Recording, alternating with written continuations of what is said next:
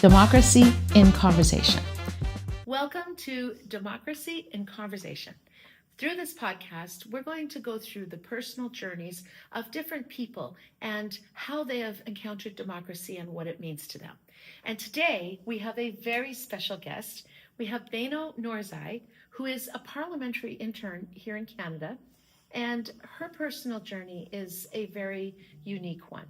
And one of the things that struck me about Beno is when she was volunteering, she came to Canada. I'll let her tell her story, but she came to Canada at a young age from Afghanistan. And Beno, one of the things that really was very impactful for me at one point was you were going door to door campaigning and volunteering for my campaign in 2021. And we know, of course, what was happening at that time in Afghanistan. And you were only 15. And in a way that only a teenager can say, you made a comment to one of your other friends that I overheard. And it just, honestly, it just stabbed me in the heart. And what Beno said is, it was something like, well, you know what? If Anita hadn't gotten my family out of Afghanistan, I would have had to marry a stinky old man and I had to drop out of school. My heart went into my throat when I heard you say that. And it was so matter of fact. And I just wonder, given what has happened and your personal story, what is it that democracy means to you? Well, thank you, Anita, for first of all having me on this podcast. I truly appreciate the chance to come on this platform and use it to represent all the young girls in Afghanistan who are searching for some hope. And to answer your question, democracy for me, it can be big things, education, human rights, but for me, it's simply the peace of mind of knowing, you know what, I don't feel good at home right now. I can go out for a walk and come back safely to my home without, going through a bunch of different inconveniences just because my gender doesn't allow me to walk down the street safely and not be picked on. Now, I can only imagine that, other students your age would have a very different life experience and wouldn't even think about that. They just take that for granted. Absolutely. I wonder what you'd say to some of those friends of yours. So when I came to Canada, I was in grade 5. I was only 10 years old. And coming from, so when I left, the Taliban hadn't taken over yet. So girls were still allowed to go to school. But coming here and seeing peers around me, they were just very oblivious of the things they had. So, and rightfully so, you can't blame them because they weren't put into that situation. But being in a school where there weren't it wasn't a very diverse community. So when they would ask me my experiences, I would say, you know what, yes, in grade 4, we did have to be in separate classes from boys because no gender freedom in Afghanistan. And I would tell them about the things that I was privileged enough to go to a private school, but for public schools, there was violence used to teach you. So if you couldn't recite a part of the Quran in front of the classroom, you would be hit with a ruler, with a seam, with a belt, whatever they could find. And saying some of those stories because the school here, they were very generous. The teachers were so kind, and you were often rewarded for not even doing things that you would usually be rewarded for. So for me, that was a big shock. And they were like, when a teacher one day rewarded me with candy for being able to do a long division on the board, I was like, we get rewarded for those things? Because in Afghanistan, it was you had to do it. And there was no rewarding system. On the contrary, you got punished a lot and it kills your confidence in a way. That's why a lot of my peers, and now that I look back in Afghanistan, and to go back to what I said in 2021, girls my age in Afghanistan right now, they're married, they have children. My own cousins, my age, not even a year or two And older, you're 19. and I'm 19. Yeah. They're married, they're having children against their own will, and before this government, they used to be in school studying med, studying law, economic. So it is quite unfortunate to see it. And having the privilege to be here is something that I'm not going to take granted forever. And I have you to thank for that. And now you're an intern in Parliament. So what does it feel like to you to be in a place where you're not coming from a country where women's voices are silenced? Yes. And here you are in Parliament, literally meaning to speak, and your voice actually is heard and matters. What does that feel like for you to be in the middle of democracy, and how has that affected your journey? So it's hard to put it in words for me. For my first day, you saw me. It was very surreal. The fact of the matter being, you're in a building where you have always seen on TV, and I had never imagined that one day I would hold the pass that grants me the access that most people wouldn't have it.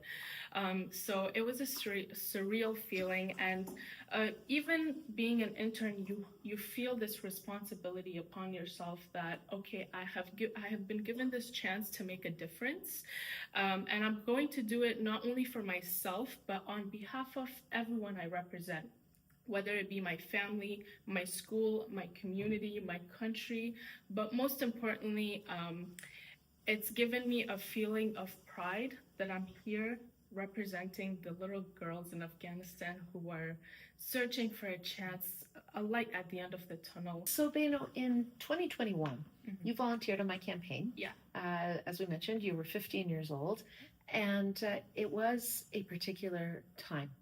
Of course, just as that election was starting, I actually, going into that election, I was Parliamentary Secretary for National Defense. And I remember getting calls from constituents saying, can you get my family out? And I remember getting the call from the minister at that moment when he said, everybody needs to leave the airport because that's it. And it was one of the most difficult things I've had to do as a member of Parliament, to call those families and to tell them, it's too late, we're not going to get your families out. And here you are, a young woman of 50, a teenager, going door to door in that exact same moment when your own country is losing its democracy, where your own country is falling to a terrorist group that has no sense of human rights or women, or it must have been jarring to be going door to door in a campaign and then go home and hear what was happening to your own family back home, to be fighting for an election here, knowing there likely wouldn't be another election in your home country, at least not for a long time. Yeah. What was that like? So to put it in perspective, what was happening in 2021, definitely very tragic time. But at the same time, I would say that's what fueled me to be going door to door, knocking, because you see it firsthand that corruption, not having that democracy set in place, not having a strong foundation for a good government, what that ultimately leads to. So yes, it was incredibly hard because communication lines are down. You have your mother and your father scouring to even hear the voices of their loved ones, and at the same time, these are people who practically raised me as well. So you're like, okay, I'm at a place where I could potentially help. You're knocking on every door, every opportunity to be able to do something for them, but at the same time, a sense of reality kicks in too, where you're like, you know what, I may not be able to do something specifically for them, but let me at least knock door to door so I can secure something for this country. It may not be something so grand, but every citizen can do their part, and it's your civic duty to have that sense of belonging, which I really did get in this country is the sense of belonging and being fueled by all the rage and the anger and the tragedy that I did have in me, but I decided to turn them into an opportunity, into motivation, to be able to potentially make a difference out there. And you have made a difference. I truly hope so. What are some of the things that you would say have come of that, of the work that you've done? What are some of the accomplishments or things that you might be a little bit proud of? So one of the things that we are still currently working on is right after when the Taliban took over, we knew education for girls is probably over. So I volunteer for an organization here in Canada. It's called Right to Learn Afghanistan. And we've established an online system for girls in Afghanistan to be able to learn. It's not potentially a school, but we have resources available online for girls who do have access to internet in Afghanistan, which thankfully a majority of them do. They are able to go online, have some material to tackle, just so it gives them at least some sense of that they're human. They weren't just made to sit at home, cook, clean, and have children. That's one thing I'm really proud of. And it did take a lot of work, a lot of volunteer hours. And that's one way I can be like, okay, I'm not physically there, geographically not there to be able to help them, but at least over here, whether big or small, I am able to do something where girls can sit and use their critical thinking instead of just being physical labor in a country and completely be silenced. So hopefully, even if a day comes where they are liberated, they don't have that gap in their lives where they were completely separated from knowledge. Okay. So Beno, you're studying computer science. Yeah. And you're in second year now. Yeah. In university at University of Ottawa. What do you want to do? Where do you see yourself in 10 years, even 20 years? What do you aspire to? Thank you, Anita, for that question. It's quite thought-provoking. So, truth to be told, I haven't envisioned a step-by-step life for myself. I'm kind of taking it as we go, rightfully so with the current state of the world. I mean, we really don't know what the next year is going to look like, let alone the next 10 or 5. For me personally, it's important to not have a manuscript in life to have those expectations built for, because what if it doesn't happen? Then you're left with basically nothing and you have to start over. So for me, yes, currently I'm in university, I'm studying, I have a part-time job, business, all of that. I would want to, first of all, complete my degree, see if I want to go further with a master's or a PhD. I'll look into that once we get the bachelor's done with. I would want to have employment, be employed, make revenue of myself, be able to travel the world. I would really like to do that, see the different cultures that are out there, explore, adventure, all of that. But I don't have anything set in stone for myself to be like, yes, in 10 years I must do this. And as you said, what a privilege that is to be able to trial and error with your life. Take one opportunity. If it doesn't work out, move on to the next and move on with the lessons that you learned from that opportunity. So for me, that's all it is you're here, you're at a good point in your life. Enjoy what you have and hope for the best for the future is what I would say.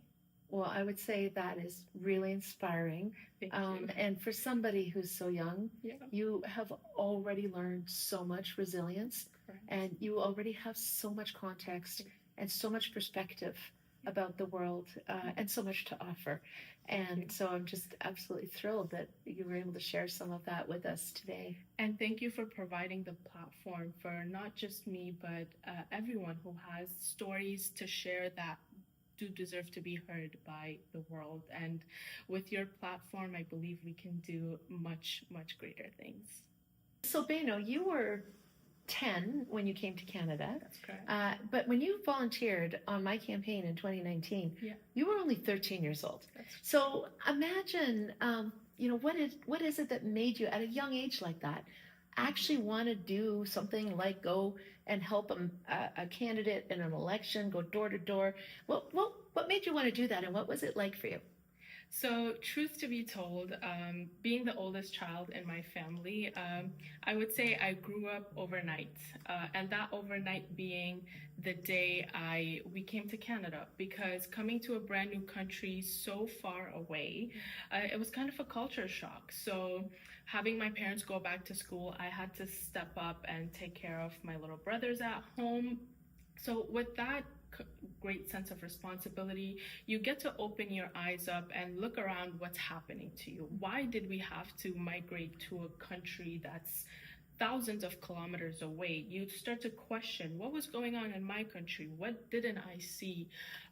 So having to think about all of those and thinking about the privilege that exists in this country, I wanted to go out and into the life of a politician, kind of, to see how do these leaders work on a daily basis to get their country to be such a privileged country. How do they maintain this democracy, the people, the order, and all these systems that are in place? Because I hadn't seen it in my country. I was too young, and coming outside of that geography and looking back at it from a different lens, you're like, okay, you have these two boats to compare. You're like, I didn't see the behind the scenes there. Let's go here. Let's see how it functions. How does it go to become a great country? So that was my analogy behind coming to volunteer to your campaign. And honestly, it was a really, really eye-opening experience that I took back with me and applied in so many different areas of my life, whether it be the people skills, getting to learn because I was new to the country, practicing my English, getting to talk to people, getting rid of that social anxiety, but also some character development along the way as well, because not everyone is going to welcome you with an open face and a smiley face. So with that sense, it did really open a lot of doors for me. I got to soak in a lot. Like I was feeling like a sponge, soaking in all the wisdom, all the knowledge behind the policies that are in place and how elections work, not having rigged elections, fair elections. So, actually having people count the votes, because my parents would volunteer for Elections Canada and they would count all of it. So you would be like, okay, there's actually fairness here. The votes get counted, the people get to decide what they want to do with their country. So I would say, yeah, that does really tie into it. And so there's a lot of people your age that think voting doesn't matter. Politics is all, you use the word rigged, right? They think that, well, no matter what we do, it's not going to make a difference. Nothing's going to change. What would you say to your peers who think that way and who don't vote? So I'm going to put it plain and simple. For all the youth who choose to be ignorant, is if you do want to end up like the young people in Afghanistan right now, don't vote. Absolutely no problem. Wow. Well, that's pretty profound. And we can't take it for granted. Absolutely not. And it's that simple. If you choose to be ignorant, someone else who's not ignorant will use that to their advantage to control you some way, whatever way that makes it good for them. So it's really important to open your eyes, look around you, see what's going on, and use the right that's been given to you to make a difference in the world. So there you have it. That was Beno Noorzai, and what a story. And this is really something that shows why democracy matters. And don't take it from me. You hear it directly from Beno. Thank you, everybody. Thank you. This is Democracy in Conversation.